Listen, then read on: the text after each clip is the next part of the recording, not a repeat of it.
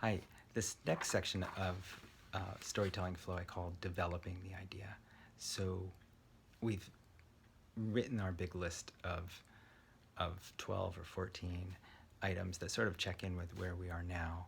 We've made some doodles um,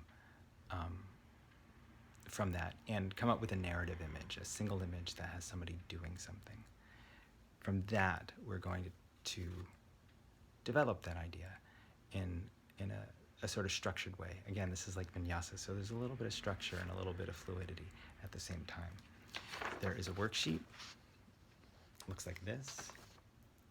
There'll be instructions, but what I'm going to ask you to do is in this area where it says original image is to redraw that image, that narrative image.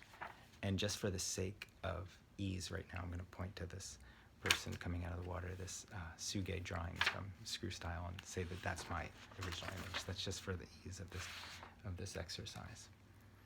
And then list 3 things that could have happened before, just could have happened before. He could have fallen off his surfboard, that's 1. He could have fallen down from a plane, that's 2. He could have just emerged from a boat, that's 3. Sure, fine. And then 3 things that could happen after. He went to the bathroom, that's 1, super simple. He went and found a captain and chartered another boat, that's 2. He went and beat up a surfer who he says caused him a problem surfing. Okay, that's 3. Just write them down. Anything really is just write what comes to mind. You're not really thinking of super important things right now. The next thing we're going to do is I'm going to give you a random image, and we're all going to do the same image. It works really well that way. And you're going to draw that random image in this spot here, and just spend a couple minutes redrawing it in that, in whatever style you want, incorporating whatever changes you want that sort of bring it into your world, your style, your even society, if that's the way you're going or whatever.